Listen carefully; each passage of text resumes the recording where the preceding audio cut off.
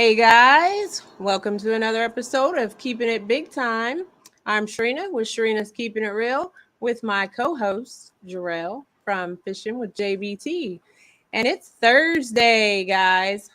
A new day for us because we got business tomorrow. So, what do we got for him tonight, Jarrell? Well, so since it being Thursday and all, we thought we'd just do a little something different, even though we ain't. Do Thursday Yeah. thing. We don't do our Friday things on Thursday. But so tonight we're gonna have a special guest, right, Shireena? Well, tonight we do have a special guest. Even though it's Thursday, we still have a guest. Yeah. So guys, anyway, I just want to say hi to y'all. I didn't say hello to y'all and appreciate y'all we have coming him on first? Thursday night. Okay, then we'll do that. It will be Miss Melissa.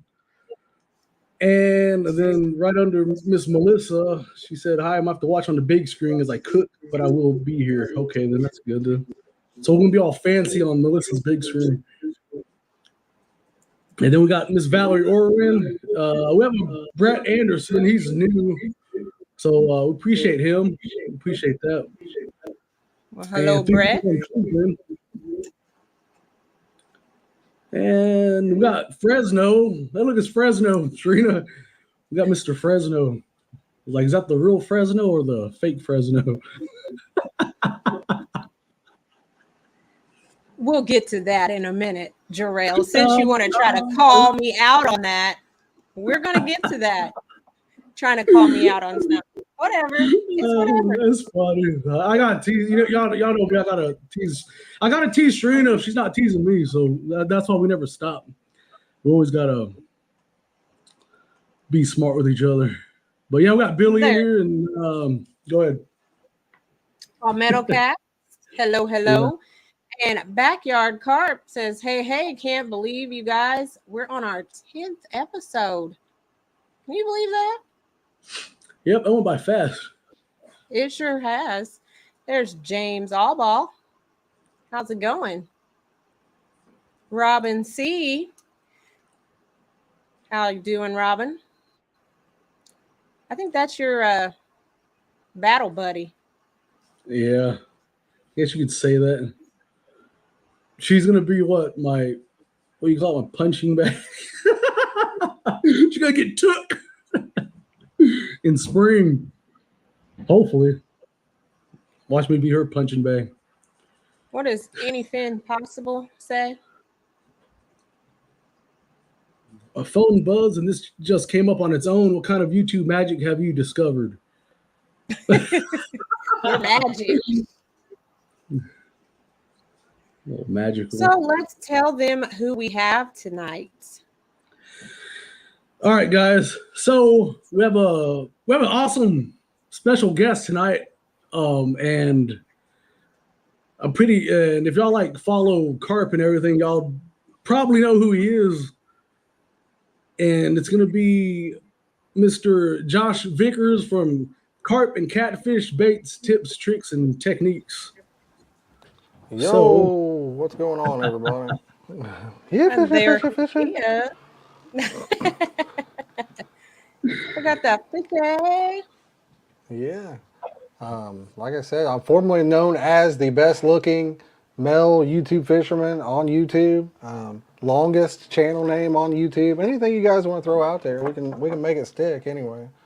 See, I got something to say to that. He said formerly known as the best-looking male YouTuber. So, until I came along, and I had to dethrone him. So, now to be honest with you, I'm the only one that thought I was the best-looking male YouTuber. Anyway, nobody really said that. Only me. So, but yeah. What's up, Backyard Carp? What's up, Derek? Robin, we got the crew in here already, guys. We've got 30 people. Yeah, they're all for you. They're all here for you. Well, I don't know about that, but a Big Slim in the house, nice. But Turtle Lady. yeah. I looked at her channel one time. She was in one of my streams once, and she was talking about how she noodled those turtles, and I had to click on her channel and check it out. I couldn't believe it. I was like, wow. Crazy. I can imagine grabbing at I'm too a big of a turtle, wimp. knowing that it could, Yeah. snap your hand off. Yeah, I couldn't I'm do too that big of a either. wimp for that. I mean, I'm too big of a wimp on that go round. It's gonna take me and Josh to go over there and just to laugh at us. We're all scared, crying. So, Jerome, Yes, can you say madam. his channel name 3 times fast? I could just Or say it else? once again. Or else? Or else. Look at that. See how she threatens me, or else. I'm like, I don't even know what she's threatening me with, but I know it ain't good. So, Josh, can you say your channel name 3 times fast? I just call myself Josh. I need to rebrand the channel name anyway. So I So just we were be Josh. wondering. I don't know. We I were thought about wondering. going with Get Bent Fishing, but I don't know. Yes. I don't know. And I'd have the shirt.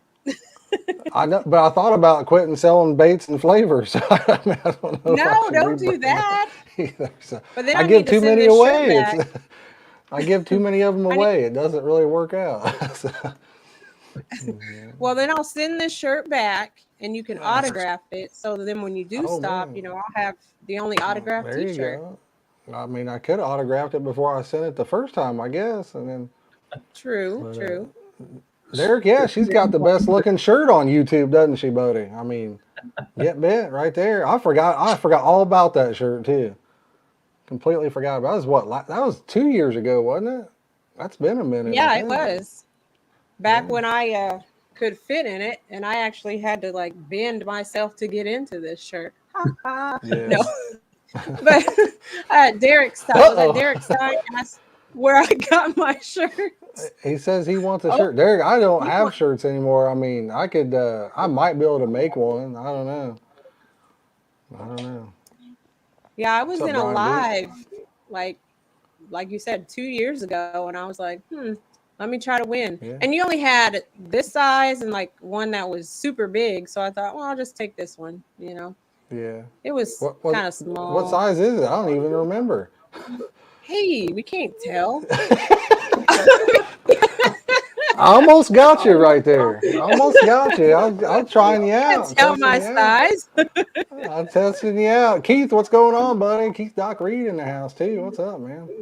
Well, hey. Good dude. Keith, Keith. So with your long channel name, how did you come up with that, and what made you want to make it that long? Well, I'll be honest. I mean, my son's kind of the one that started us off. He's the one that kind of come up with it. I didn't really know much about YouTube, and I always liked to fish, and we seemed to always catch a lot of fish especially compared to other people. My son's like, man, Dad, you need to start a YouTube channel. I'm like, I don't think so, bud. And then he's like, yeah, we'll do it together. So then I'm like, I'm in, you son of a gun. You know what I'm saying? And yeah, he's the one that come up with the name, really. He's like, we should call it Carp and Catfish. I said, buddy, I said, that guy Catfish and Carp, I mean, everybody's going to think we're copying this guy, And he's like, yeah, that's true. He's like, but we can do a lot of bait videos and all that and give him tips and tricks. And he just kind of come up with it on his own, So wasn't trying to copy nobody or anything else, but just let an 8-year-old run with it. I think he was 8 at the time that we made it. So. Oh, wow. 8 or 9. My goodness, how time flies, guys. Don't blink because it's gone in a second. Yeah. I'm telling you. Yeah. So he's how old now? That's been how long then? He's 15. Yeah, he's 15. Maybe he was 9 or 10. I can't remember, but he was young. Wow. I go back and watch the videos sometimes. He sounds like a girl, you know what I mean? And it's so cool to go back and watch. I can't wait to show that to his kids. It should be a good time. They'll be like, my dad. That was my dad. What? Yeah, it'd be awesome. Valerie says, I like your fish dance. Thank you, Valerie. I appreciate that. You I said the fish appreciate it. bins, the fish. Yes. Show us. Yes. But yeah, I do need to probably rebrand the channel at some point, but I don't know. Then you hate to change something, and I don't know. Then maybe people don't find you. You just never know what the right move is, you know. So you just I never think you're know. gonna have to get the shirts back. Everybody's wanting one. Well, you know, I remember I made all those shirts because everybody said they wanted one then, and I never sold a single shirt. I gave every one of them away. So So Yeah. see, guys, it's up I to used you. to. I would sell stuff on Facebook sometimes. I'd sell reels or whatever, and have some on there, and people would be like, "Hey, you still got them?" I'd be like, "No, I got rid of them." Man, I wanted those. And then sometimes I'd do the reverse psychology. They'd be like, "You got those reels?" I'd be like, "No." "Oh man, I would have bought them for sure." And I'm like, "Oh wait, no, I do still have those." Yeah. You never hear from them again. You know what I'm saying? Exactly. Yeah. So Well, you yeah, know what? I think I do. Let me check real fast. yeah, exactly. So, I but know I how mean, if that somebody is. did want a shirt, I could probably hook them up with one. You know, I could Well, looky there, probably hook them up. So, Clayton Vickers. Danny You know Stone. that guy? Oh, Clayton in here? I didn't even see his comments in there. Yeah, he just got back from a basketball game, so he just got home. But Ah, yes, well, a couple of weeks ago, I think it was, you took a trip, you and yeah, Clayton. we went down to Texas. We went down there with Justin from Kayak Catfish. And I'll tell you, hey, we got Steve Mitchell in the house. I'll tell you, I brought the cold from Indiana, and Justin brought every channel catfish from the state of Tennessee. Every single channel catfish from the state of Tennessee was down there waiting on us. I mean, you could have caught 100 in a day without even trying. It was that bad. So Where were y'all So we, fishing at? I remember I tuned in, we and was at then Lake Fork. oh yeah, that's what it was. That's what. Yeah, I remember I went in there. Y'all said it was Lake Fork, and yeah, and I remember you saying that y'all caught nothing but channel cats. So did y'all catch Well, any carp at all? I think y'all yeah, had to. we caught a few carp. Clayton caught his personal best buffalo. He did land Yeah, a 43-pound, 4 ounce, I think it was. I might be able to show a picture on here. We'll see. Let me see if I can pull one up. I'd show a clip, but I don't no, know how to, you well, hold know. up, Josh. If you want me to show it, I got it right just here. wait 1 second. Oh, okay. Well, never Oh, mind. All right. I could have sent you a video clip. I didn't even know. You know what I mean? I haven't put the video out, but we're working on. Got one yeah, edited I've been for it. waiting So. for that video. If Shireena, you know how it Bring is it. when you got a fishing channel it dies in the winter, you know. So I hated to Exactly. list it and then nobody see it, you know. Y'all look at that freaking buffalo right That there, is 43 awesome. pounds. That If thing is that huge. smile doesn't, that smile is worth $1 million right there, guys. I'm telling you, that melts a parent's heart when you see your kid smile like that when he catches a fish. So I I know it That bet. thing made the is trip all insane, man. worth it. He did So catch a 20, what was it, 28 pound, 8 ounce buffalo as well um, that was on the the very first one. first night. Yeah, he caught it at night on the first night, but then it went a couple days and he caught that one there. So Yeah, whenever I yeah, tuned in, I don't think I caught any carp yet. I think it was nothing but channel cats. And I remember Justin was to the left of y'all, yeah, and he was talking and everything too. And I don't yeah. think he was live yet, though. I think only y'all were live at the time. I don't think he was live yet. I might be wrong though. He went live a few hours before we did, and then Okay, maybe it but was backwards, yeah, or something. we caught some carp on the first day. I think we caught 2 or 3, and then I didn't really want to reel any fish in. I wanted Clayton to, you know, catch his biggest fish. But I did reel one fish in that ended up being a carp. If I didn't think it was a catfish, I pretty much didn't pick up the rod. That's You a know. pretty big fish. Oh, there's Clayton right there.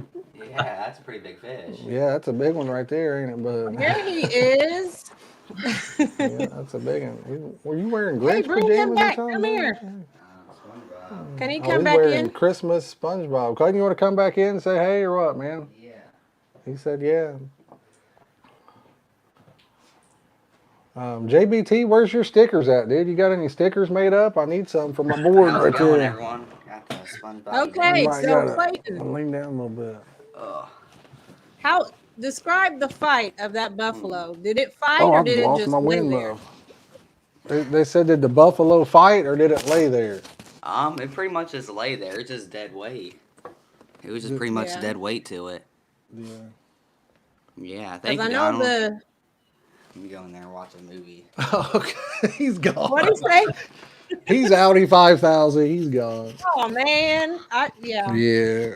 He said it did. Because I mean, you can tell in the video, it was a lot of dead weight. You know, those buffs, especially the ones in Texas there, they're the only place I've ever seen in my life where they get, like, they don't get long, but they get, like, balloons. You know what I mean? They're real tall and they're real round. And they're hard to hold, too. You know, you pick them up, they're top heavy and everything. So, but, and it almost yeah, it was a looked lot like, of dead weight. Yeah. now it looked like to me, but I'm no pro. It Okay. looked like a big mouth or a large mouth, not a small mouth, was it? No, it was a smallmouth buff. In the picture, it did kind of look like his mouth was pointing out, but it was a smallmouth buff. Yeah. Yeah, because I was trying to examine the picture and look at Yeah. Yeah. see what it was. It was a smallmouth, but yeah, in the picture, it does kind of look like. I mean, I can see where you get that. It does kind of look like a. Shireena, you big have the mouth, so. big mouth ones, right? The ones you catch are mainly the big mouth ones, right? Typically, No. both of them live in the same places. They have you know. both of them here, but mainly the smallmouth. Oh, Now, okay. Backyard Carp, he's caught a big mouth Yeah. over in his lake. How it typically works is, so big mouth buffs, their mouths are, I guess, parallel kind of, where on a smallmouth, their mouth is pointed down towards the ground. So I guess, I mean, I've caught a few big mouth buffalo, but like, it's not, you don't catch as many big mouth buffs on a, you know, most people get them with bows, unfortunately. They don't bite the same as a smallmouth does. But I mean, you can still catch them on the same bait. They're just more far and few in between, I guess you'd say. Like I said, if you look on the internet, most people are getting them with a bow. You know, unfortunately, but. Oh no, not a fan of bow fishing, huh? Jimmy's in the house. What's up, Jim? Me, no. I hate bow fishing. I know Shireena does it. I don't care. If it's Asian carp, I'm good with that. But leave the other one. Yeah, I wouldn't shoot the common, you know, but yeah. Or if you shoot them, eat them. That's all. If somebody shoots them, eat them. You know, other than that, if you eat what you kill, I'm good with that. You know, I'll shoot Or use it the as Asian bait. carp for bait. I know. Well, I'm gonna come down. I'm gonna find JBT using my carp for bait like that. I'm gonna. I'm coming to Texas again next year, just so you know, buddy. There's Solo, guys. Let me take a second. Solo was in here last week and won a sticker, okay? And I didn't seem too excited, and I want to apologize to him because I was like all over the place, and I was like, looked up at the screen and was like, So, Solo, I apologize to you. I was so grateful for you to be in the chat. And I'm Solo sorry that Texan. I didn't. All right. Yes. So, okay, guys.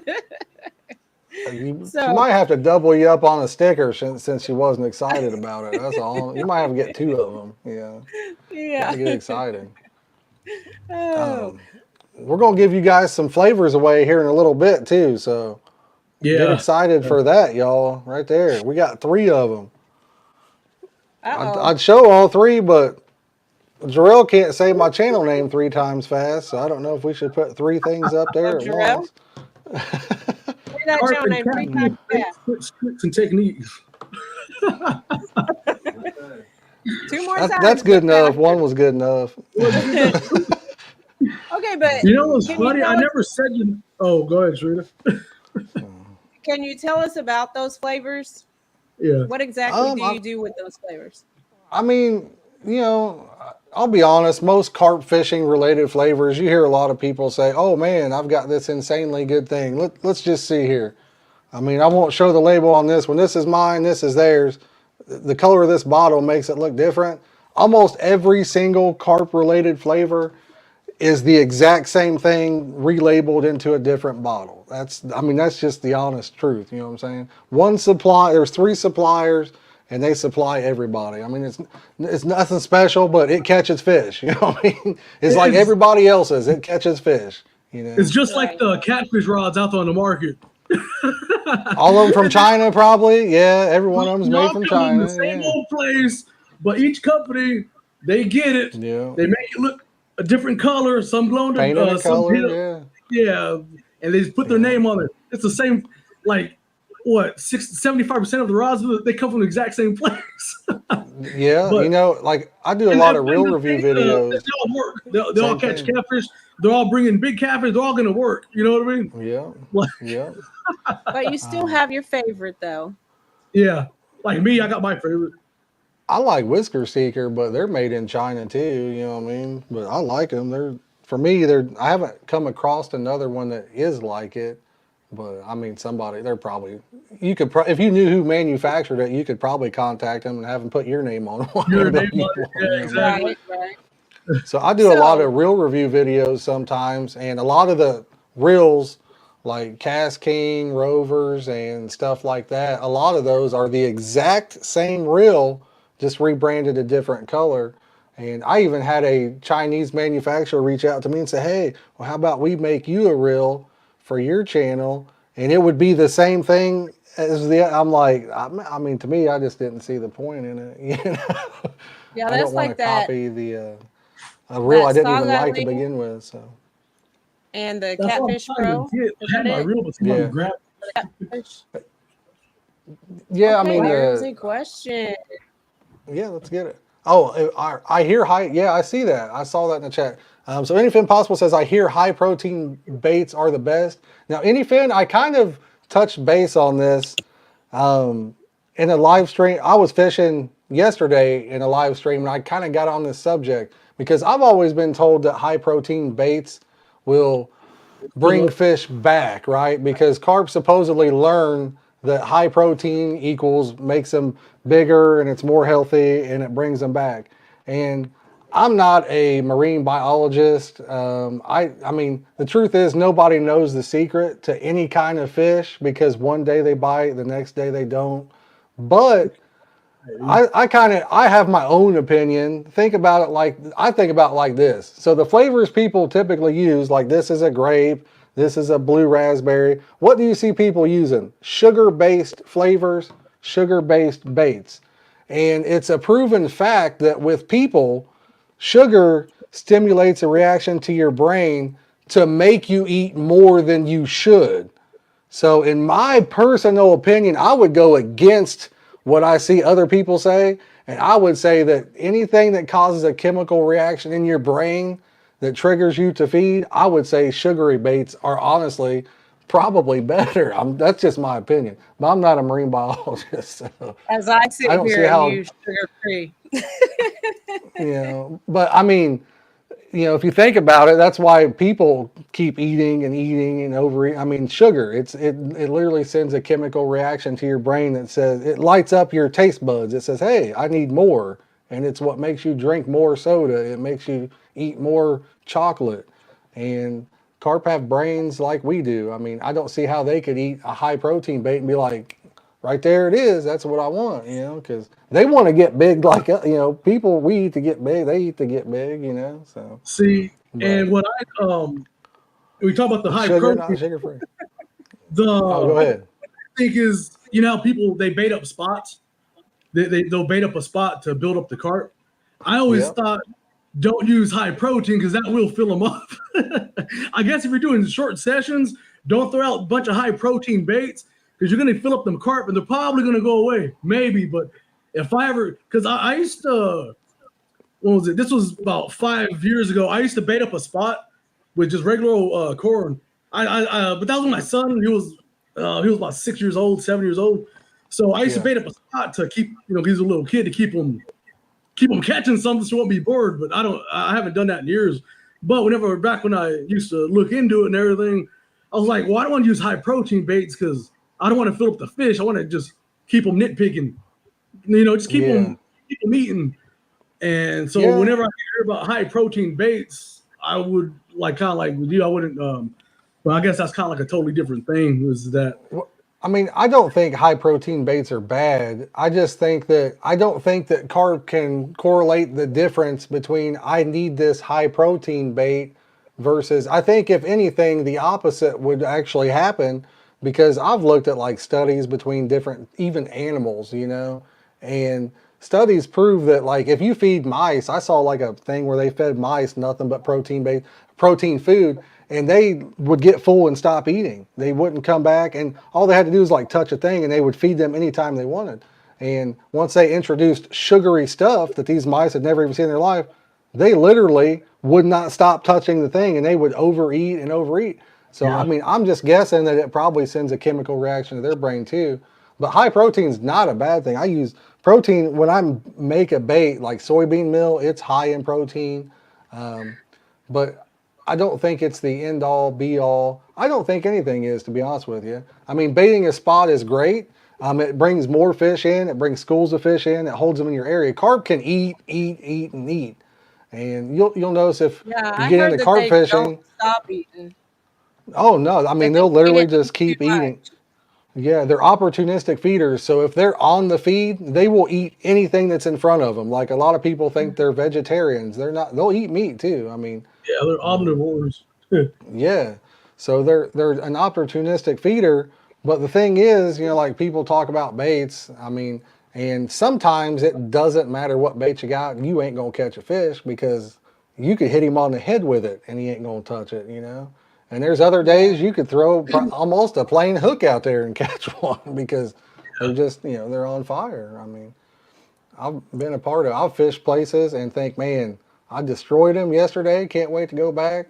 Same bait and not even get a bite, you know. So it's now crazy. usually around here about August, you could go out to the honey hole out here, and it's just covered with carp. And then, like you say, you can just throw an empty hook out there and just catch one. So yeah, I think it's that way with about any fish. I mean, but it's like you said. I mean, they do have like I feel like they have a memory of, oh, hey, this is where I got that, so let's go back. You know, that's why I choose to like bait like every 3 or chum like every 3 hours, you know, if I'm going to do like a tournament or something and get them to know, hey, at this time I need to come back here. So and you know, like usually when I do a stream, I get a lot of new people in from, you know, throughout the stream, and the biggest thing people ask me is, how much bait did you put in the water? And they're surprised to know that I literally never chum. I never chum because I don't have time to pre-bait. Everywhere I fish is typically 1 to 2, 3 hours away from where I live. The fishing's terrible around me. And I travel, I don't have time to pre-bait. And when I get there, I just start throwing my balls of pack bait out there. And if you got 6 rods, 9 rods, the next time you bait them up, you got 9 more balls of bait, 9 more. I mean, you got such a huge pile of bait out there within just an hour, hour and a half that, you know, so I just never do it. Now, if I was going to Del Hollow or like when we went to Texas, you know, I mean, you have to. And that if you know you're going to be somewhere for 3 days or a week and you're wanting to go after fish at like Del Hollow, you're not going to have much success. Now, me and Clayton went down to Del Hollow 2 years ago on a family vacation, and we fished it for, I don't know, maybe 4 or 5 hours. We didn't pre-bait, and we caught a bunch of carp, but it was just one of those lucky deals where we must have been right there in the right spot at the right time, you know. So yeah, and that's another thing. When people think when you like pre-bait a spot or like if you chum a spot, people think, oh, you go out and throw that stuff, it'll work. Man, because like I said, back when me and my son used to carp fish, like back, I got him into about like 8 years ago when we started doing it. For it to be effective, you got to do it consistently. And if you've never done that before, man, it sucks, man. You know what I mean? Throwing that stuff out every day, you know, like if you just do it once a week, it ain't gonna. You're wasting your time. It's not gonna work. You have to do it consistently daily. I think you got to do it every day at least. And so when people think like, oh, you just hit the spot, man, that stuff sucks, man. To me, it's not even like I go fishing like what about 3, 4 to 5 times a week. I wouldn't even do it because that stuff sucks, man. It's so much of a pain in the butt, man. I'm like, I ain't even gonna mess with it because you gotta prepare it.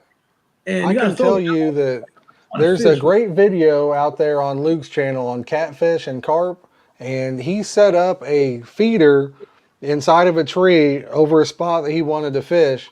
And I think it ran for like 5 or 7 days of literally throwing corn out there. And he didn't do any good at all in that video as far as catching fish. And that thing had been chummed at the same time every day. It was once or twice a day. So even though you chum, like Steve says, do they think they have a feeding pattern? Even though you chum, if you're not in the right area, right? If there's not fish in your area, you're not going to magically pull them from 5,000 acres away. If you're in a big lake, you're not going to do it. You got to be in a spot where fish are to begin with for the chum to be effective, in my opinion. No matter what, you have to have some sort of knowledge of the lake, or at least you have to know at least something. You know what I mean? Like the depth and everything, like the water temperature. You got to at least know something, just because you're gonna. Now, that was a question I saw back in the chat. What is the best depth for carp fishing?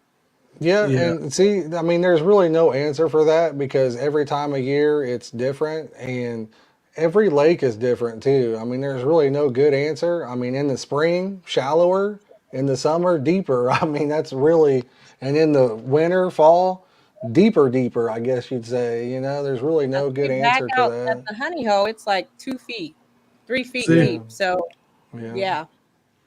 Over here, and I live in West Texas. During spring, it's about good depth. It's probably about like 6 feet, and in summer, man, I go to the shallow flats. Man, I nail them fast, and I nail them fast. But yeah, around here, like what I just barely started fishing again on my channel live this week again. Well, a couple weeks ago it was tough. Now I got to be casting. I'm casting my baits as far as I possibly can. Probably about like 60 yards now, and now I'm catching them because I changed 60 yards. That's it. What the? Yeah, like it's hard for me because usually I just go about I'm just messing with you. Yards max. So now I'm casting as far as I can, about 60 yards. And I was just messing with you, man. Fishing and Freedom has a question. Yes, Fishing and Freedom, I see your question. And brother, here's the deal. When you think about method leads, I never use them. I hate them. They're too expensive to buy. I literally won't use them. That's the other thing. People tune in and they're like, what's this guy doing? I pack my bait literally around my hook bait. I pack it around my hook bait, and I've done different tests myself. And in the water, if you look at one, so let's say I've even thrown baits into big things of water. If you use a method lead and you tuck your hook into your bait, 90% of the time on the way down, your hook comes out anyway. You don't even really need to tuck it in. It comes out, and then when it falls, it just lands close to it, which is still good. That's fine. It catches a lot of fish because they come in and start pecking it apart. If you pack it around your actual hook bait, when your bait breaks down, don't take my word for it. Put it in a bucket. When it breaks down, your hook bait will literally rise to the top and set right in the middle of that pile. And it's the first big piece of bait they see. And I mean, you might think I'm crazy, but I think I get a way better hook ratio on bites than people that use, you know what I'm saying, just tucking it in. I honestly believe that because I've done it both ways. Now, if it's super deep, if it's say 30 plus foot deep, then I will maybe pack it around my sinker or whatever and tuck it in, because what happens is if you're using a heavy weight and you've got your ball of bait, then sometimes if it's super deep, when it goes down, your sinker at some point will go get in front of your bait, and then it could cause it to start twisting around and cause you to have a wrapped up mess. But if you're like 20 foot or less, you won't have any issues with it, you know. But I actually watched your video of how you packed your pack bait around your hook or whatever, you know, and I did a video on that. Does it really work? And yeah, it really works. So Yeah. It's a lot cheaper. Method leads could be anywhere from, a lot of guys use a spring method lead, and I mean, that's fine, but I mean, if you hear people in the carp community talk, like look at the big channels in the UK and stuff, the number one thing they talk about is stealth rigs. You want your rig to be stealth. Some of these fish can be rig shy. I mean, carp are a very smart fish, and if you're using, just to me, if you're using a gigantic spring that's sitting out there, and I mean that's not very stealth. I mean, it's just not. It's huge. I wish I had one to show you sitting here, but Oh, I got but plenty not over that they here. don't work. I They think work. They work Jarrell fine. has many of those. Oh God, no, I mean they That's work. what You'll he catch fish uses. off of them. You'll catch fish off of them, but I think if you want to catch bigger fish, right? So Oh, see, Jarrell? if you want to catch bigger fish, like we did a thing, we come up and we found a carp a couple years ago, and it was trapped, and it was trapped in this little area of water. We threw a bunch of corn out there, and that carp was just tearing it up. Then we put corn on a hook straight up, threw it out there. That carp literally went over there and sucked that hook up probably 5 times, never even got hooked with it on the hook. He'd pick it up and just blow it back out, pick it up. And then he got to the point, he left it alone. He picked up every other piece of corn and never went back to the hook. I'm like, what the heck? Threw more corn out there, eat all the rest of the corn, never would go back to the hook. So, I mean, I think having a stealthier rig, I think, is key, especially for bigger fish. I mean, little fish, they don't care. They're like, hey, It's I'm like, hungry. There's food in my face, you know? It's like bass fishing. The big ones, they're smart. And Yeah. they're big for a reason because they're smart. They're the wisest. You know what I mean? So they're older, they're wiser, and they're bigger. You know, it's kind of like that. But Yeah, man, I agree to that somewhat, yeah. We have a question. Josh, I've seen your live streams. You fish like in a community pond, right? Not like a community pond, but is it a pond? Is it kind of like a Brother, pond? I go all over. I'll tell you, my thing is, so there's a channel in the UK, and they call it, Nash is the one that does it, but they do urban fishing, like DVDs and stuff. And my favorite thing to do is travel around and fish public parks, because a lot of these public parks have some of the most insane fish. Like I'll do research, find them. Some of them have been there since 1750 or 1800, you know, and people have no idea that these fish are in there. We'll show up, kind of scout it out. And I mean, you know, we might catch a 20, 30-pound fish out of it. And people are just blown away. They're like, what? That was in there, you know? And we've caught, like, some people put their goldfish in there or koi or what. And we've caught some awesome fish. But I mean, we fish bigger lakes too. I fish Lake Michigan. I fish big lakes. But my favorite is urban fishing, man. I love hitting these urban parks. To me, that's my favorite. See, and over Gary here, had man, a question. Carp are not hook shy. Okay, go ahead. He had a question. Common, grassy, common, or buffalo? What's your favorite to catch? Well, sorry. I Most fun. yeah. I mean, honestly, I think a common easily fights harder than any of the other two on there. And I don't like grass carp. I've caught, if you catch like maybe a 40 and up grass carp, it's kind of cool to get a picture with it. That is the smelliest fish you'll ever catch in your life. It's like a shad. It stinks. And you can't get the smell off of there.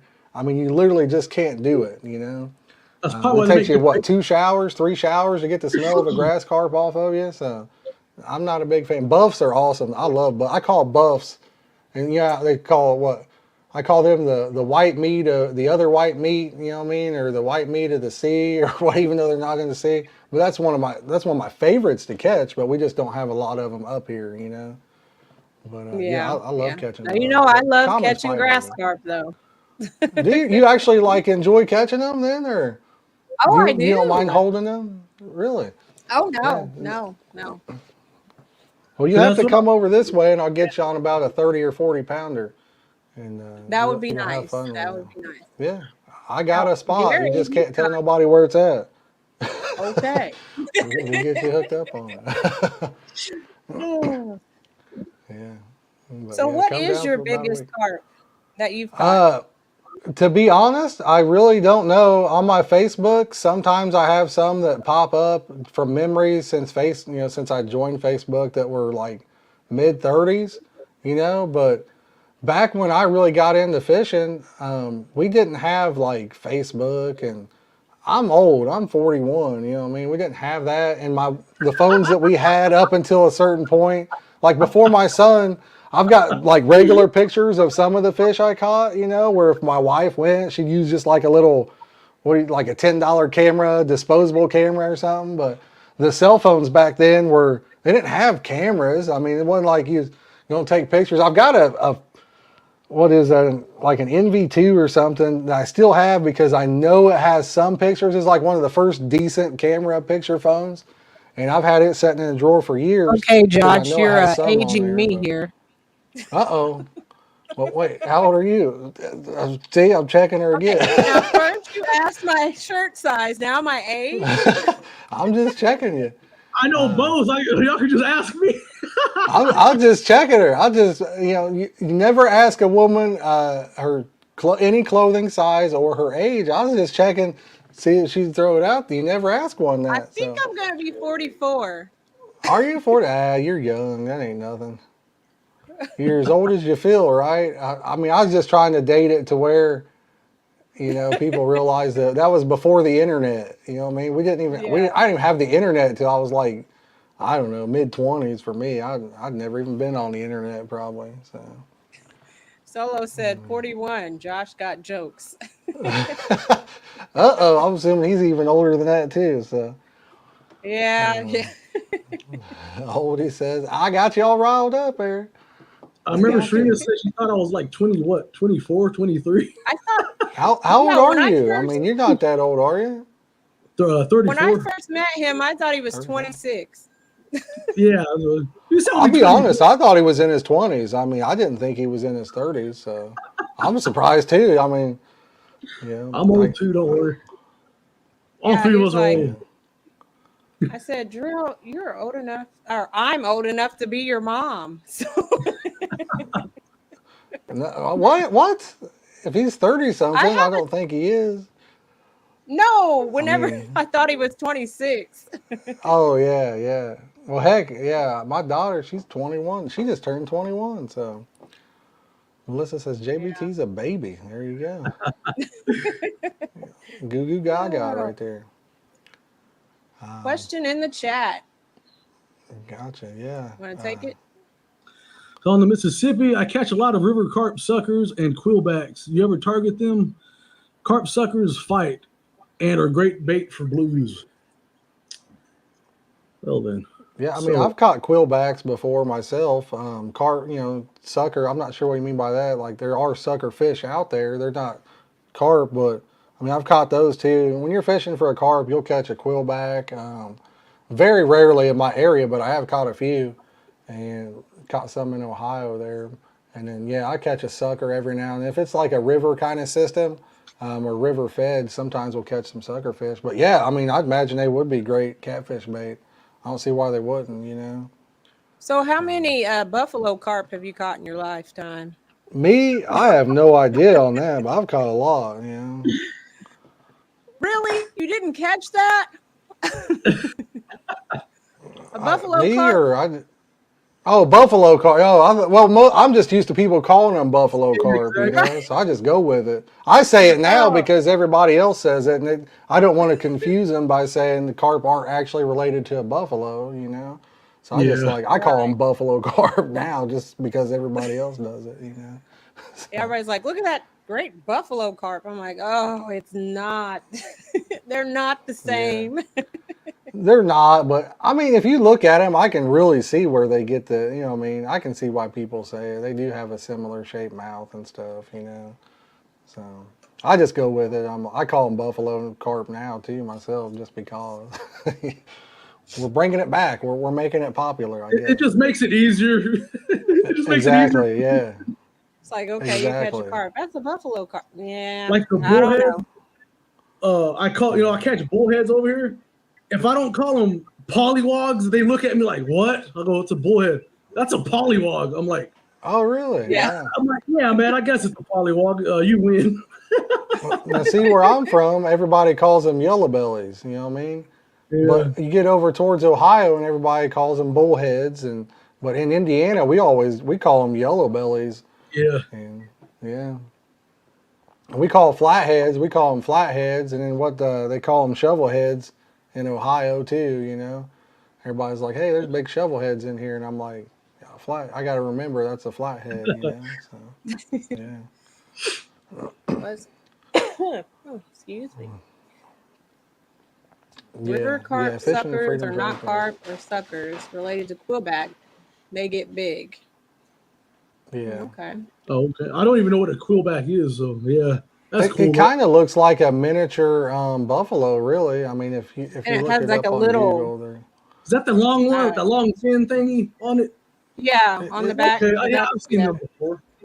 There's you know, they're kind of a silverish, like grayish looking fish, and then there's another one that looks really similar to a quillback as well, but I can't even remember what the name of that's called off the top of my head. I've caught a few of those too. It looks almost identical to a quillback. The quillback's like the Thomas's channel. He caught one that looked like a quillback, but weren't exactly sure. That was like way back in the day, I guess you could say. There's another one. I can't even remember what the name is off the top of my head. I've only caught just a couple of them, and I'm like, I don't know if it's a quillback or not. And then everybody's like, no, that's not. So Brad says they're similar. Yeah. Yeah, I mean, they're similar, kind of, you know. I mean, they are, but they're not really. Like a quillback's like a silverish gray color, so they don't have nearly the same color. They look more like a buffalo than a carp. Yeah, they do. They do. Yeah, and also like when you explain stuff to people, you can kind of get the hint, like if they're gonna challenge everything you say. So, are you talking about me, Jarrell? 2 + 2 = 5. That's what I always say about you win. Yeah, horny. Oh, is he talking about chubs, horny heads, horny toed? I always called them horny toed chubs. Chubs. I think they call them. Yeah, they do. I mean, I can see that. Yeah, I always called them horny toed chubs for some reason. I don't know. Yeah, okay. Yeah, Brad's right. Yeah, he's right. And no, Shireena, I was not talking about you either. I promise. Well, I challenge you all the time, so. Yeah, I know. I wasn't talking about you. Just like. At least not this, and not this time. I wasn't. Okay, so. Okay, go ahead and take that if you want. Okay, yeah, crucian carp are. They actually say there's no crucian carp in the U.S. I caught one live on stream, probably about a month ago or so. And I wanted to take pictures and just kind of show it and be like, hey, what is that? Because everybody will say, oh, there's no crucian carp in the U.S. I've caught them. They're here. That's not what I was referring to, but there are crucian carp over here. And, yeah, I mean, I've seen them personally. The crucian carp, is it the one that has, like, no barbels? Is that right? They got no barbels. There's a lot smaller. I mean, they don't get very big. They're kind of like a goldfish hybrid is what they are. I probably have a picture of one. I probably have a picture of that one on my phone even. And there's different levels, right? And like an F2 and F3. An F1 is what they call it. Like an F1's like a hybrid crucian. I caught this one. I don't know if my camera will pick it up, but there's no barbels or anything. It was a crucian carp. I caught it, I don't know, like a month or so ago. Yeah, Gary said he's caught several in his lake. Yeah. I believe it. Yeah, they're here. I mean, like I said, there for a long time. My people said they weren't, but they're here. I've seen several of them. So see, I caught 2 of them in my cast net. Yeah, I got a video. Probably be good bait. You know what I mean? Yeah, I got really good bait. A video on my YouTube of me throwing my cast net off a bridge. It was like tons of carp. Yeah. And 2 of them were in my net. They were crucian. They look like they look like big minnows. Built a big. I thought they were shiners at first because how they would get wide. Like a shiner gets kind of wide when they get really big. I'm like, hey man, that's a freaking crucian. And then I found another one. I caught another one. I think like 2 days later in my cast net. Yeah, they're here. And if you go to a place where you catch one, there's probably several in there. You know, they're not everywhere, but they're in certain places. So. Okay, so since I challenge you a lot, Jarrell, Oh let's God. ask Josh. Uh-oh. Bait I don't even know what cast you're gonna say. or spinning I to mean, catch that's carp? a personal preference. You know what I mean? It comes down to what you're comfortable with. For me, I had spinning reels. I thought maybe I had one laying right here. I've got a set of Euro style spinning reels that I've got a setup that's about $1,200 brand new. I haven't even used it. You know what I mean? Because once I made the switch to the bait casters, whoa, I just lost my earbud. But once I made the switch to the bait casters, it's like I just can't go back. It kind of got me addicted to fishing again. Once you get used to being able to cast like a round reel, and some people be like, "Oh man, you know you can cast farther with a spinning reel." It's actually not. Can you cast long distances? Of course you can. I mean, people can. There's people that can cast over 200 yards with a spinning reel. But the world record has been and always will be with a, a casting reel, because the spool helps throw more line off of it. Once you get the spool going, it actually throws more line, which creates more distance. It doesn't have that drag off of the spool. So you can throw farther easier, we'll say, with a round bait casting reel than you can a spinning reel. So I like that. I can throw 100 yards, like not even trying too hard to do it. You know, I can throw 100 yards with a 2-ounce sinker. We go down to the football field and cast a lot, but 2 ounces, I can throw over 100 yards. And the drag. So I like to play my fish. I can keep that drag loose, and you use your thumb. I mean, you can do that on a spinning reel. You can try to, you know, I mean, hold it and touch your finger to it and play it. But on a bait caster, it's so much easier because your thumb's setting on top of the reel. So for me, once I made the switch, I highly doubt I ever go back. Now I want to break out my Euro set a couple times next year because a lot of people want to see them. But I'm a bait caster guy for life now, I think. So, what about you, Shireena, Jarrell? What do you guys like? What's your favorite type? I Bait see yeah, spinning caster. in the background. So, Go ahead, Shireena. I'm a bait caster. Sorry. all right. Okay, so with me, if I can get one, that'll be fine. Let's, Okay, so with before me, you get to that, okay, go ahead. There was a question that was creeping up. Okay. Are mirror and German carp the same? Me and the buddy was fun fishing today in a pay lake, and he caught a mirror, but he kept calling it a German carp. So as far as a mirror carp goes, I mean, that's just a common carp. It's basically a common carp with just different scales. They call it a mirror carp. So, I mean, it doesn't mean it's like a German carp. If anything, trying to... So there's... Oh, my goodness. I can't even think... Oh man, I can't even think of what I want to call these carp, but there are carp that are from, and they are mainly mirror carps, and they're, so if you go to like Del Hollow and you catch a mirror carp, they're long, right? They're kind of like a native mirror. Some of the places I fish have the other kind of mirror carp in them. If you look at them, they're like this. They're kind of shorter, but they're like footballs, you know what I'm saying? They're huge, round, big on top. I have no idea why, but I can't even remember what they're called. Terrible. Carp fishermen can't even remember, but it is a different species. It's a different breed of a mirror carp is what it is. So Brett says he likes spinning reels with a bait feeder. Yeah, that's what I used to use, Brett. I used to use spinning reels with a bait feeder too. okay, so I always tell, well, I don't really, Shireena challenges me more of this than I challenge her on it. Because she always tells me about me using the spinning reels for carp.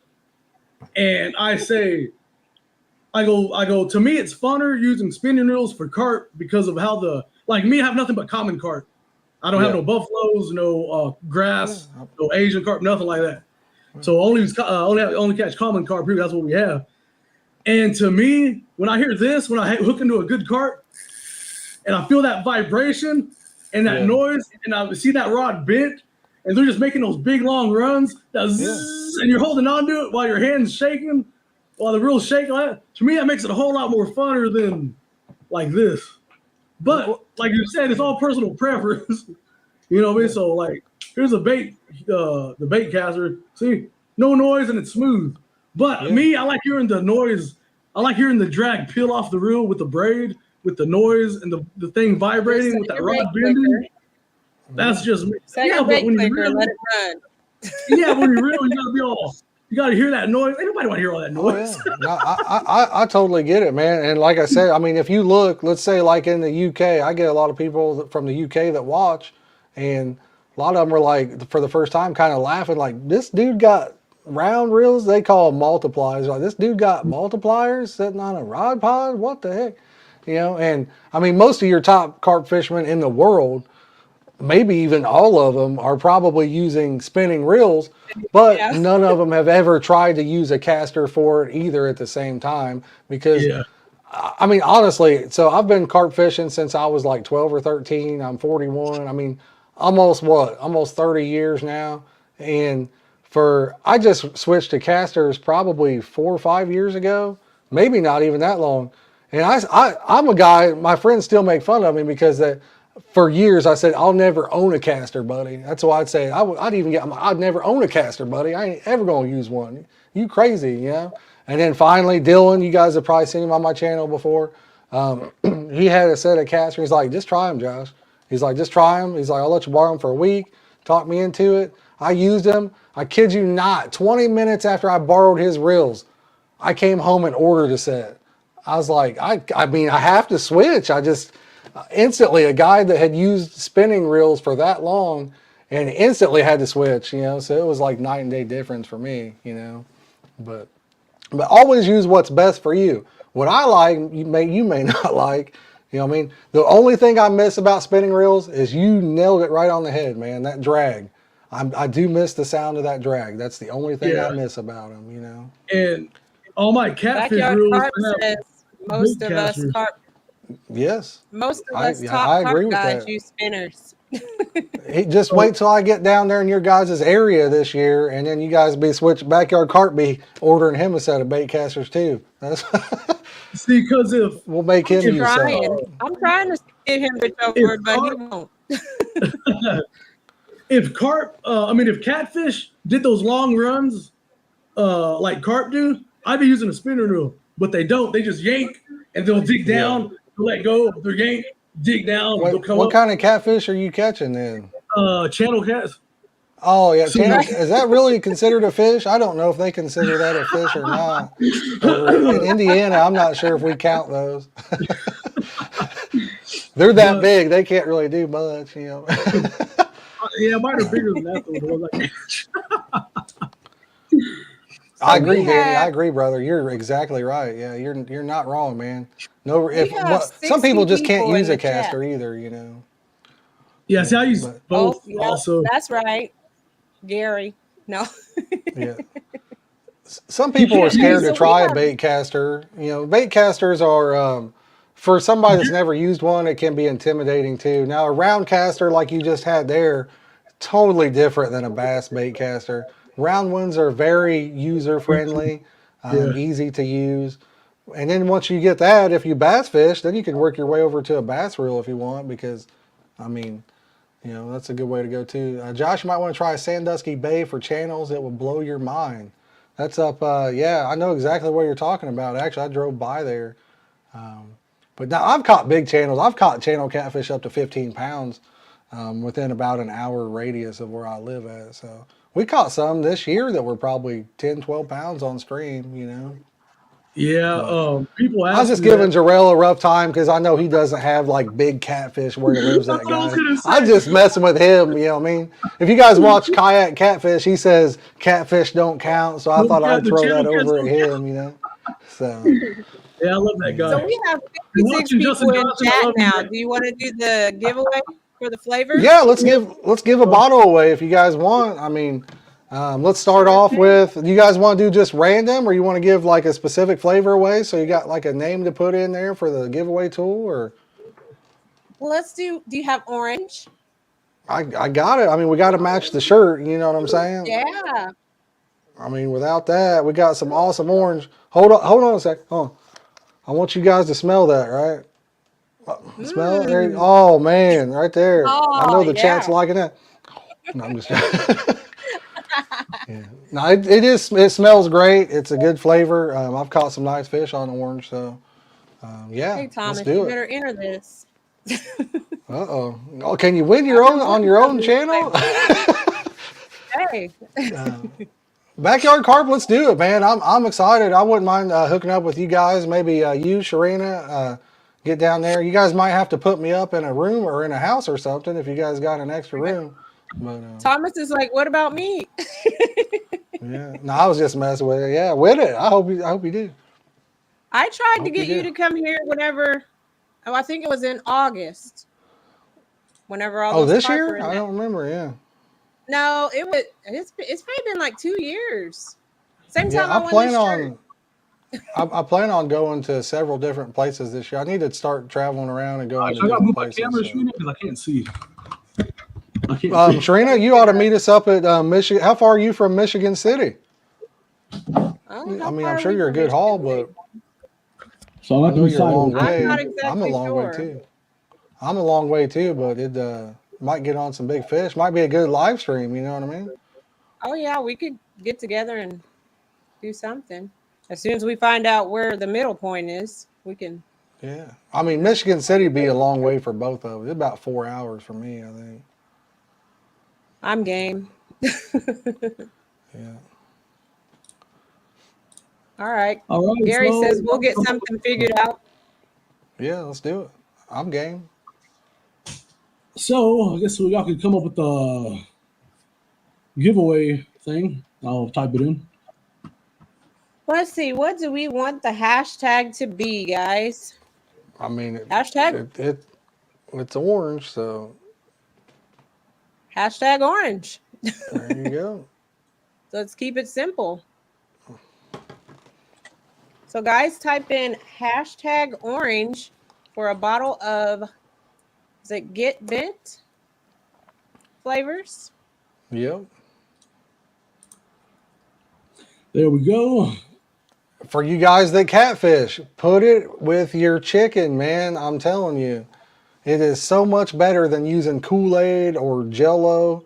This stuff has got actual natural attractants in it. It's so much better than, just like a Jell-O or anything like that. Not that Jell-O's bad. I mean, Jell-O works fine too, but it does Now, have is it, more natural attractants. what's the consistency of that?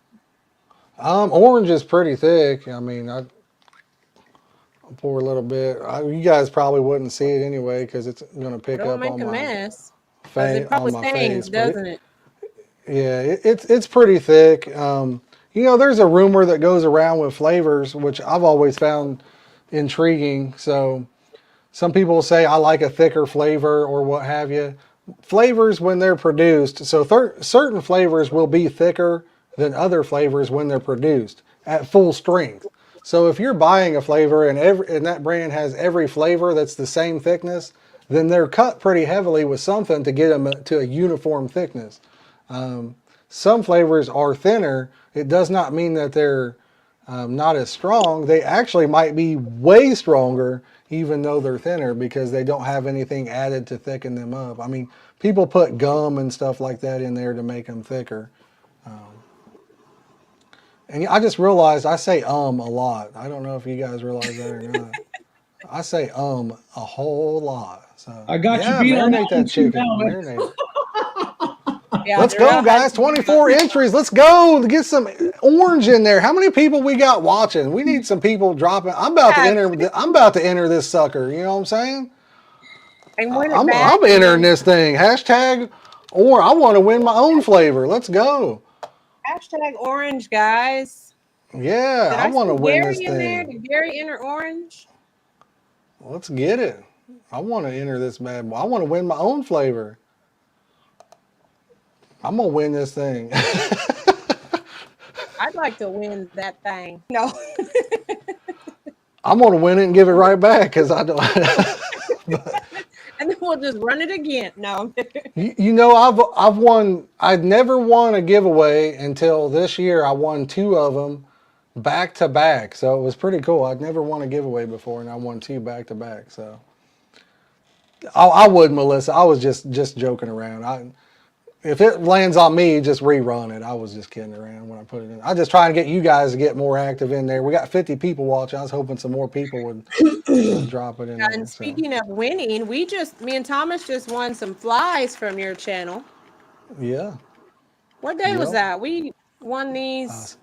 Sunday. Was that Saturday? Sunday, yeah. Yep. Yeah, one right after the other. Quick shipping, guys. Yeah. Nah, you guys both won. That's what's cool about it. I can't remember. You guys won what? 10 of them, I think. 10 of them. 10? Yeah. 10 of them in total. Yeah, both of you won. That's pretty crazy. It was like one right after the other. Yeah, that's pretty awesome. So, yeah, I won on a channel called Carp 360. I won a $50 Big Carp Tackle gift card on his channel. And I won on Kevin's channel. I won stickers or something off of his on Palmetto Cat. So, yeah. Won twice, like back to back. I was amazed. I was like, I've never won anything before. It kind of felt good to be on the other end of it, you know? Hadn't been there before. So how many we got in there, guys? We got. I see 27. Yep, 27. Y'all ready to roll it? A roller. Well, we can do it whenever you're ready. I saw Steve Mitchell's name in there. You got to be careful for that guy. Steve wins all the time. Steve wins all the time on my channel. But Talvin won. Steve's lucky. Nice. Congrats, Alvin. I'll put this over to the side for you, man. I better write your name down. I had to go back through and watch my stream to find everybody's name. If I had paper, I'd write it down. There we go. Well, Alvin, you could email me, and I'll get the address to Josh. Our email address is going across the bottom of the screen. keepinitbigtime@gmail.com. Yeah, as long as you're in the U.S., it'll be free shipping on it. If you're in another country, you can't win in another country actually because it's a liquid. I can't ship it overseas. So as long as he's in the U.S., it'll be free shipping. You ready to roll it again, Shireena? Yeah, let's put something else up there, man. We got what you guys want? Radical raspberry or mango right now? Mango. Let's do mango. Tango mango. Let's go. Mango. Tango mango. Alrighty, so what is it? Hashtag mango. Put hashtag go tango. There you go. GOTANGO. Go tango. Yeah, I see. I'm waiting. I see Steve's in the chat. Steve, I know you're gonna win, buddy. Steve's got the luck, man. Steve's got the luck. I hope he wins because it's like the most amazing luck I've ever seen. I want him to buy a lottery ticket for me. So, all right, guys, y'all put in hashtag Go Tango for the mango carp flavor. Whoops. There we go. All right. So somebody. Oh, Alvin wins a lot too. Apparently, it sounds like. According to Danny Stone, there it sounds like Alvin wins a lot too. Some people just got the luck, man. I mean, I think it's awesome. I love it when people are lucky like that.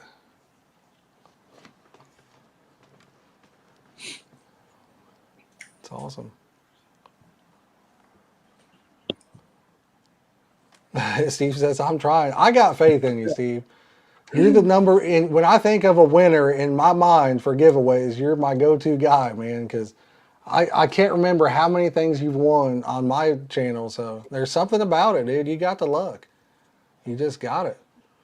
Derek says he ain't. Derek, I don't think you've ever won anything on my channel. Hey, there's Carp 360 right there, guys. Wasn't I just talking about Carp 360? Oh, I said I want a gift thing on his right there. Carp 360. I got his stickers today, man. Nice sticker. Yeah. Yeah. Carp 360 in the house. How many we got into this one, Jarrell? We got 29, so maybe a little motivation from the last one. Carp 360, get in there, buddy. What's the hashtag for anybody that might be coming in? Hashtag Go Tango. Hashtag Go Tango. Hashtag Go Tango. You might win some flavor, buddy. Felix, it's Go Tango this time. You got the wrong hashtag. He might be way behind in the stream too. You never know. Yeah, he's not live then. But he's not what? I don't think he has it on live. Oh. Yeah, he might be behind in the chat. What's Alvin's your got that luck because he lives by Vegas. It sounds like he probably don't even work. He's probably just a gambler out there, you know. You got the luck like that, you don't have to work. So while we're rolling this giveaway thing, I had a question about the barbs or the barbed hooks and barbless hooks. Okay. Which do you prefer and why? I use barbed hooks. Most of them are the mini barbs, you know, the smaller barb. But you know, like in the UK, that's where you really hear about where people use barbless. A lot of the lakes that are most lakes in the UK where people fish, and even in a lot of other countries, these fish are put in there. They're not natural to the lake. Think of it like a pay lake, but on steroids. These fish are literally taken care of like you wouldn't believe. They go out there, they feed them. And so like a 30-pound carp in the UK, they might pay $10,000 for this fish. You know what I mean? So it goes in there, it's in pristine condition, and they don't want these fish's lips their mouth getting all ripped up. So they make it mandatory to use barbless hooks. But over here, most of the fish I catch have probably never even been caught, you know? Yeah, that's why that European stuff, like, man, even the weights that they use those certain lead clips, or if you get stuck, the weight just drops off, so you can, if the fish does get on there, it won't be dragging around that weight with them, and also you can bring in the fish. It's crazy. Like, a lot of them don't allow. That's that rotten bottom rig. Well, I mean, there's so many different rigs out there. I mean, the most popular rig probably is a bolt rig, really. A bolt rig is where you're, like, especially in the U.S. for carp fishermen, the most popular is probably a bolt rig. It's where your sinker actually slides over the top. It's a tight fit over your swivel, and when the fish picks it up, so if you're using a 3-ounce sinker or 2-ounce, whatever, it initially hits that full amount of weight and it causes the hook to set. And then when they take off, that sinker will slide up off of there. Once it gets enough friction, it actually pulls off of it. I use a running rig most of the time. So, and yeah, I see what Carp 3 said. Yes, that's true. Yeah, no lead, and a lot of them use rocks and stuff, and then first aid kits. They got like a spray that they spray on. It's like an antiseptic and everything. Yeah. So yeah. Oh yeah. What's up, JJ? How's it going, buddy? I wear gloves when I catch my fish. Any fish that I catch, I wear gloves. Well, even when I catch my carp. Well, a bunch of people from the UK were like, you need to take those gloves off. You're taking all this fish slime off and everything. I was like, oh my gosh. They were really coming at me. I was like, man. I'll tell you, I mean, carp are actually like one of the largest sport fish in the world. When you think of sport fish, carp they might even be ranked #1 in the world. Now there are places like the US where I guess we just haven't caught on, or a lot of people haven't.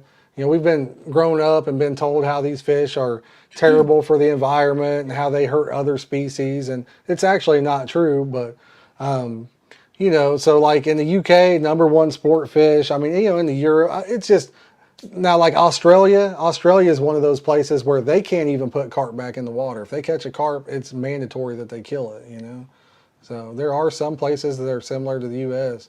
But in general, they might be the #1 sport fish in the world, but just not over here. Now that's like our grass carp here. We're not to put those back in the water.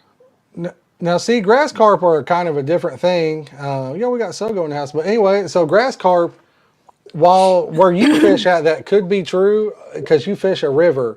The grass carp in your river system got started and they're not sterilized. They're just as bad as an Asian carp. They will literally take over the river.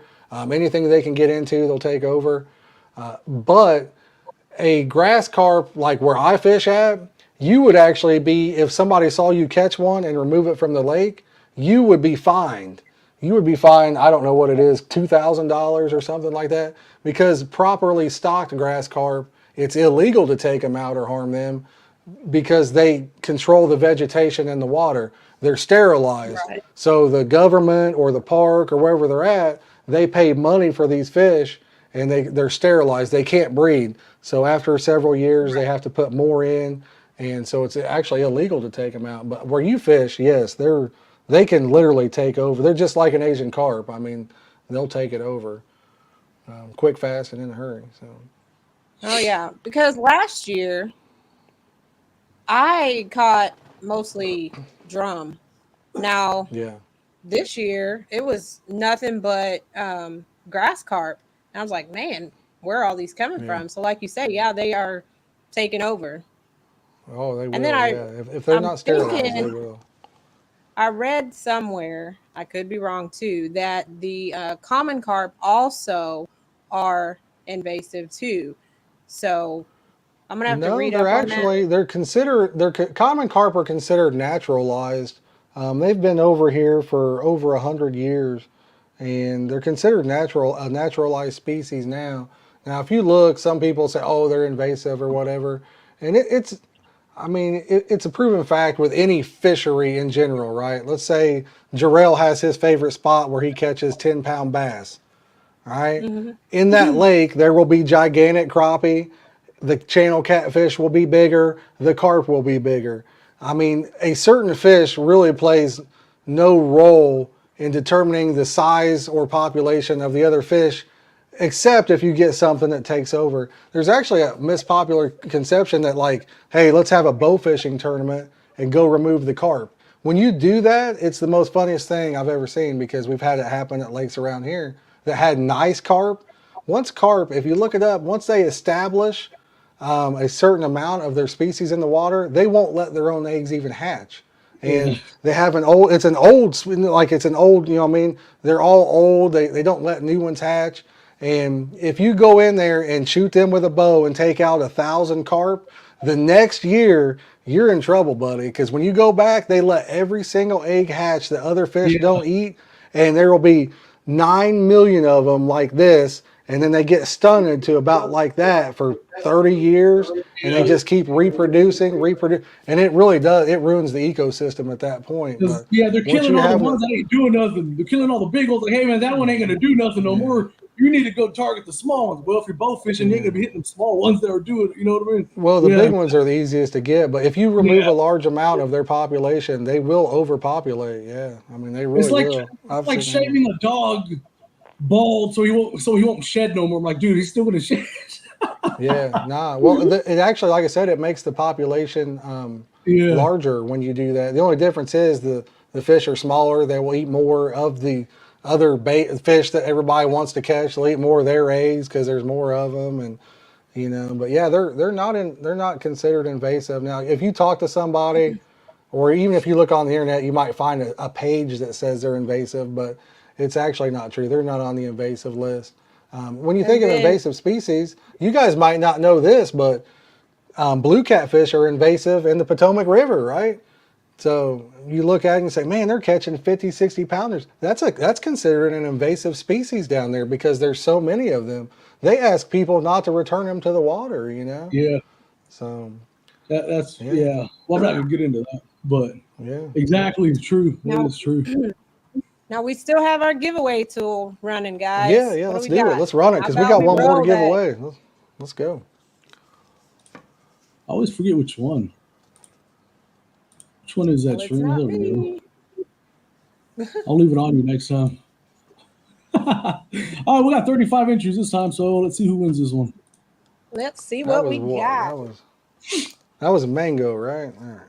Mango, yep. Annette's Annette. catfish. That's good. Nice. Annette. And she caught a great carp about a month ago. She had a great common carp. Awesome. She sure Those are did. great. Awesome. Nice.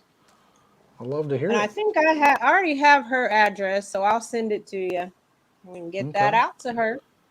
Yeah, just know, guys. I mean, it might take me a day or two before I ship. I'm waiting on the flat rate bubble, kind of like bubble envelopes from the post office, because I've got a couple bottles I got to ship out already. Let's go But ahead it and do might the take other a day one. or two.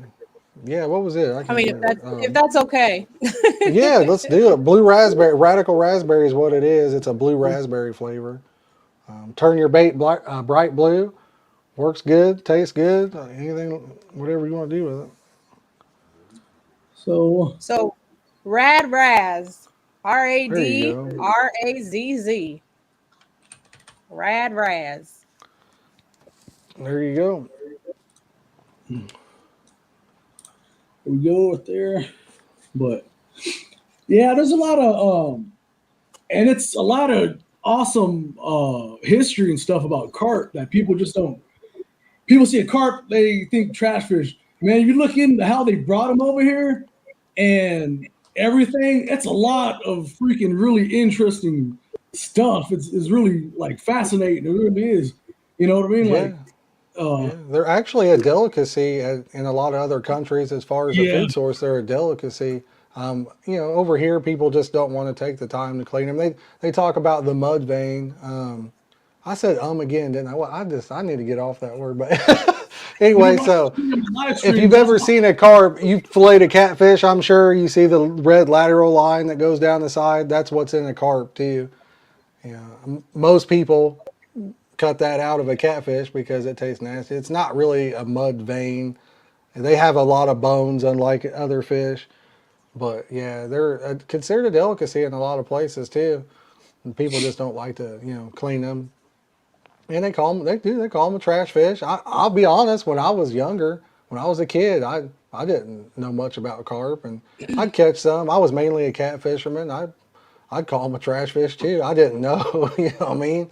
And then once I actually kind of got into it, I'm like, man, these are so much more fun to catch for me. And I catch, big ones, and and yeah, I started looking into it, and I was really surprised to find out that they're a huge sport fish when you look worldwide and all that Yeah. stuff. So See, that's how when I was younger, like it's like a lot of people when you were kids, y'all started off bluegill fishing.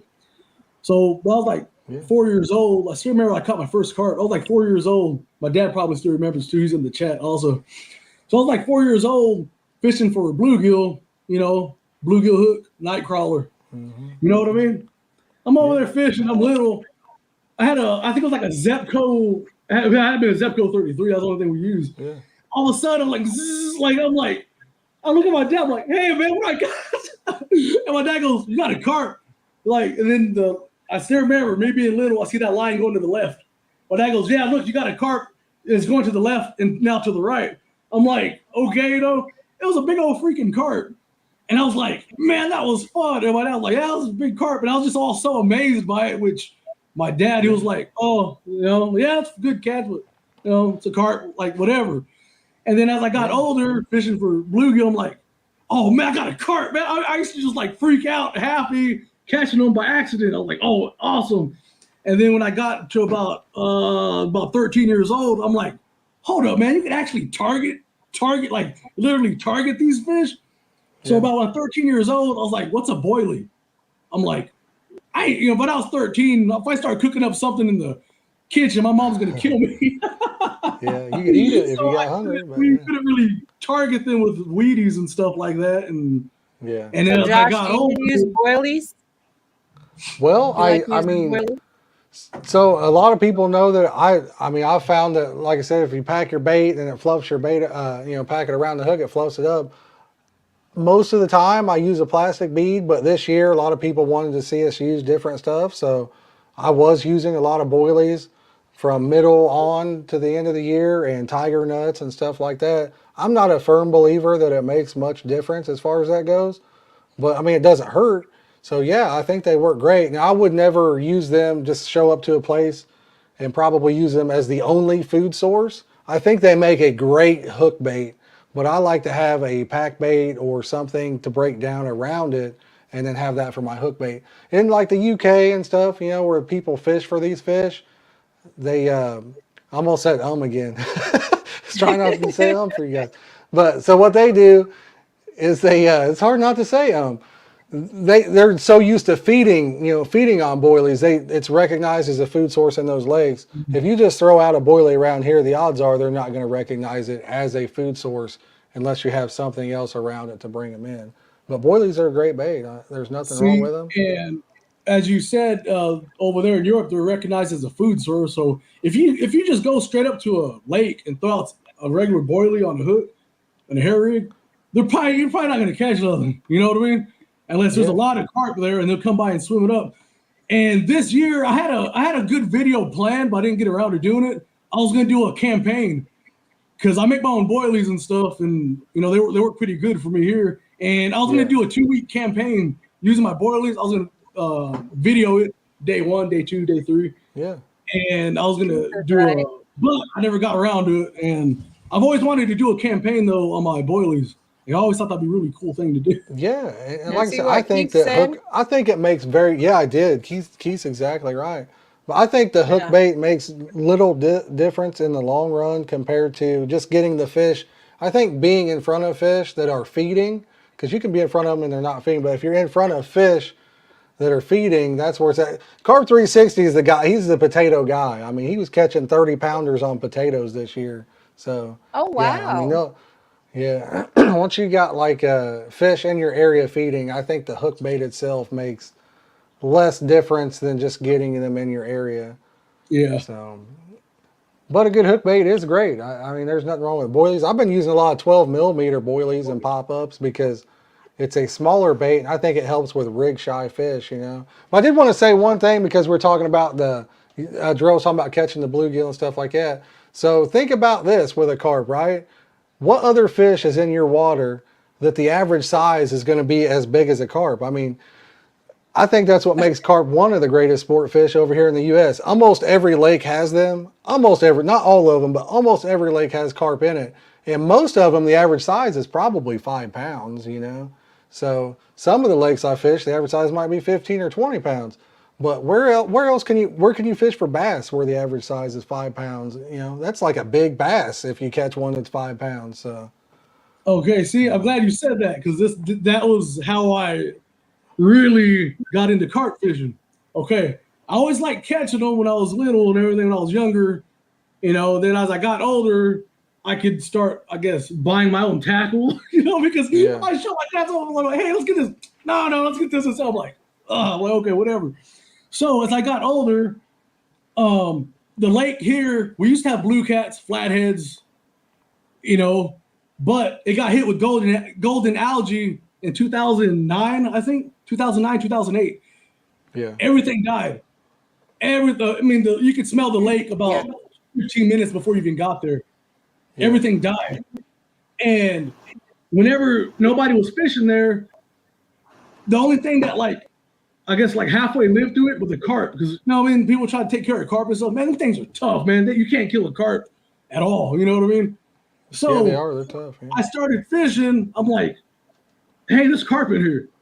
I was catching some small carp. I hook into a good one and some bullheads. Carp, bullheads. Only thing that lived in that lake. No bass, no bluegill, no nothing.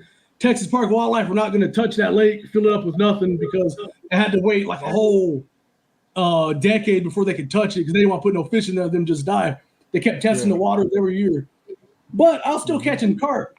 So in 2010, I started looking into, okay, how do I make boilies? I started making boilies. I'm like, what? What's a hair rig, man? How is this going to catch anything if the bait is not on the hook? I started trying it out in 2013. I'm like, hey, man, this stuff does work. So when I started targeting it more efficiently with the hair rigs and boilies, I'm like, man, dude, this stuff is fun, man. And I noticed I was catching the bigger carp with boilies. And so that's what really started my whole carp fishing fun. You know what I mean? Because in that lake, we had nothing. The other lake that I fished at, it was completely bone dry. It looked like a what size hook do you use, Jarrell? I use I used to start out using size 2s. Now I use size 4s though. Size 4 is my best hook that I get. Best hookup ratio I get with the size 4. Yeah. Josh. I use anywhere from a size 8 up to about a size 2. It just depends on the size bait that you're using and, you know, the size fish. Obviously, the bigger the bait, I mean, the bigger the hook you can use. You know, and bigger fish have a bigger mouth. But typically, I'd say most of the time about a size 4 probably.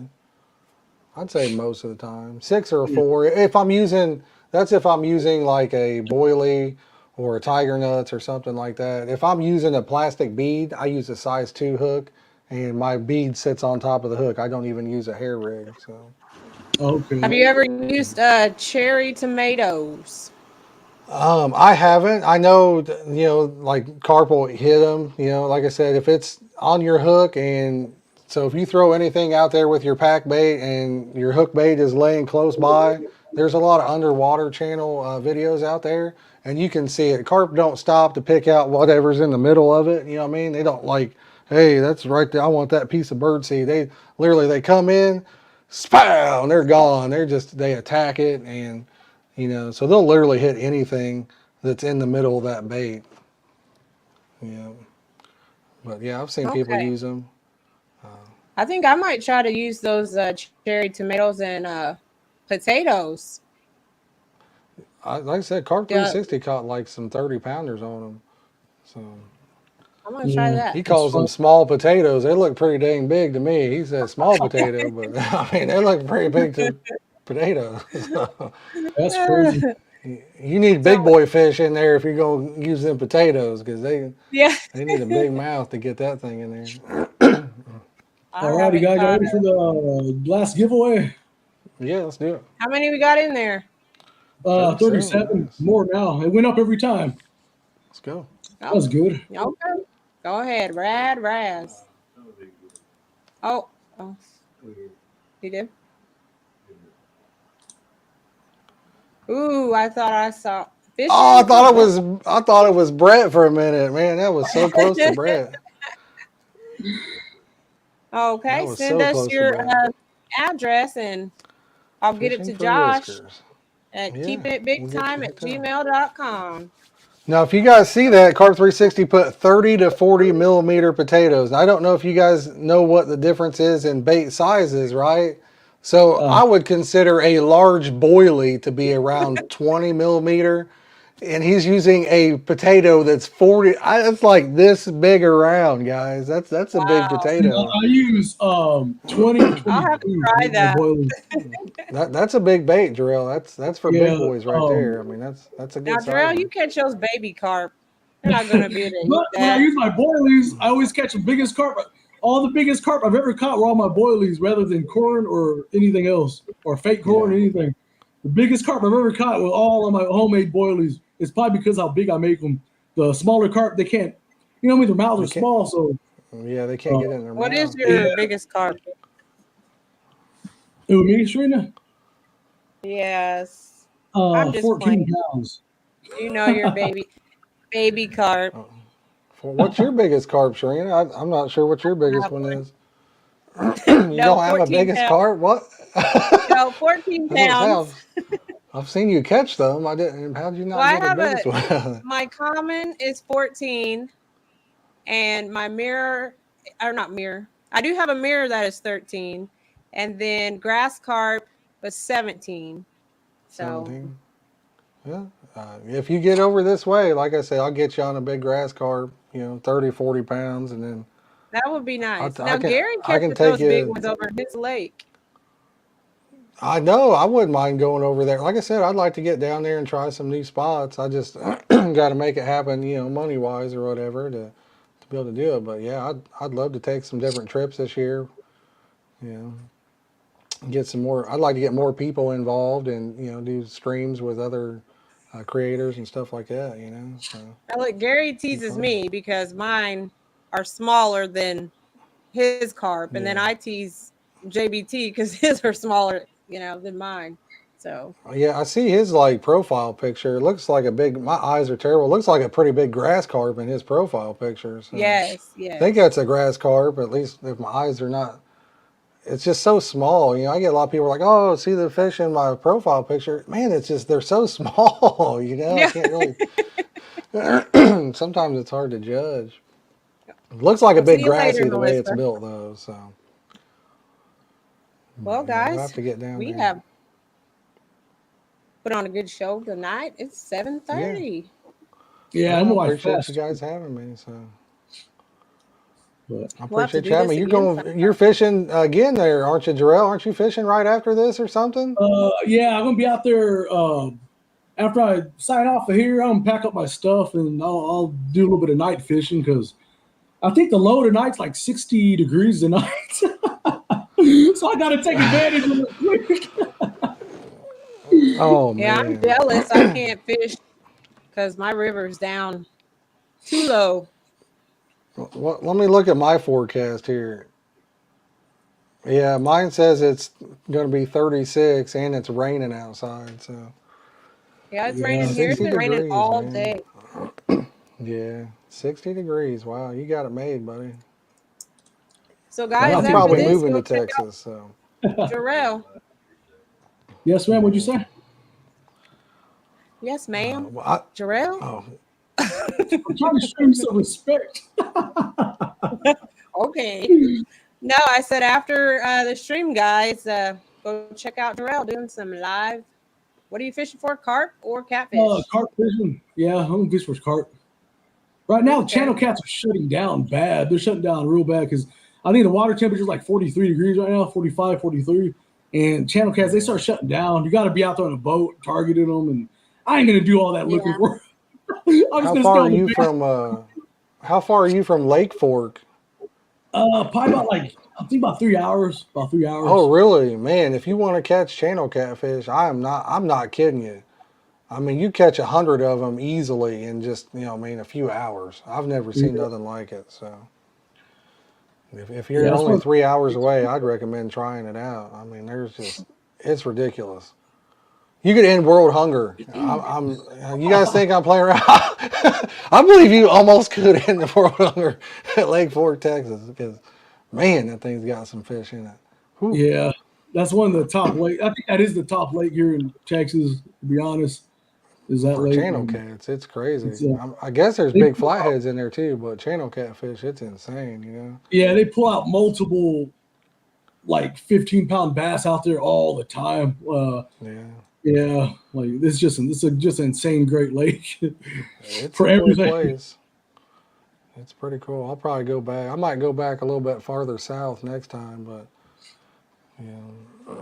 I'll try it out again. So, Well, yeah. thank you, Donald Long, sorry. Said it was a great stream. Great job. So, who are we going to have on next week, Jarrell? We are going to have Brian Nasworthy and Terry Rogers from Hooked on Cats Catfishing Guide next week. So, you guys will And want to check that out next week because we will be giving away a guided trip for two yeah, with the Hooked on Carp Cats guide. 360, So, I'm coming your way too, buddy. I'm coming your way next year, so be ready for me. Carp 360 so Josh, we says the thank you PAs. very much for coming on our show tonight. Yes, I had a blast. I appreciate you guys having me on. And like I said, let's hook up sometime next year and do some fishing.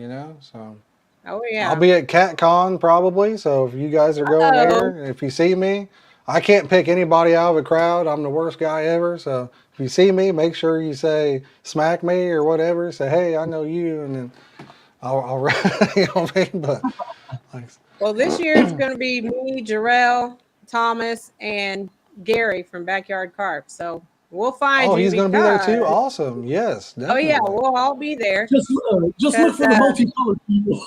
Oh, my Well, God. Just look for the group. Well, I didn't hear it. My audio is so bad from my $5 earbuds. I couldn't even Wow. hear what he said. So Oh man, I'm sorry to say something. what No, did he say? I didn't hear it. Go ahead. Say it again, Jarrell. So just look for the group of the multicolored people. Oh, okay, yeah, okay. And Jarrell. Like I said, I get tunnel vision, and I don't see I don't know. I'm weird. Sometimes I forget my own name too. Like I said, I can't think of stuff. But yeah, I mean, if you see me, definitely. If I don't see you first, definitely come over, and I'd love to meet you guys in person. Backyard Carp, him too. Anybody that's down there, if you guys are in the chat and you see me, whether you know me or not, tap me on the shoulder, say, hey, what's up? Be glad to sit down and talk with you. So, well, they know you now. yeah, like I said, I'd be glad to say hey And then shoot Jarrell the could BS hardly for a sit minute. still. Yeah. What do you mean? He needed. Yeah, He's you were so younger. excited. I'm glad. Yeah. He's younger. Yeah. He's got that energy. I know. Yeah. I guess I'll go and say it. Hey man, like I've been watching your videos for a long time. He's been holding this in. Yeah, me? Yeah. Oh, okay. Well, I appreciate it, man. I started my YouTube channel about 3 years ago, and I Yeah. started watching you probably about like 6 years ago. And I was telling Shireena, man, I'm nervous. She was, why are you nervous? I'm like, Oh, really? I've been watching him for like years, way before I even started doing YouTube channel, YouTube fishing. I go, now I'm co-hosting the show with you, and we're gonna have him on our show as a special guest. I go, that's crazy. Nah, man, it's awesome. I'm glad to excited. meet you. Glad to meet you. And like I say, I've tuned into your stream a couple times here recently, Jarrell. So I dropped a couple comments in yours too. So yeah, like I said, nice to meet you. I know Shireena already and everything, but yeah, I mean, get with me down at CatCon or whatever. Anybody, I mean, I'll be glad to say hey and shoot the stuff with you for a minute. You know what I mean? Ain't got no problem with it. I appreciate you coming up here, man. Like I said, I was all nervous. I'm like, man, I'm actually gonna be able to talk to him, and he's gonna be on the show that I'm co-hosting. I was all kind of felt like a little. Look out at CatCon.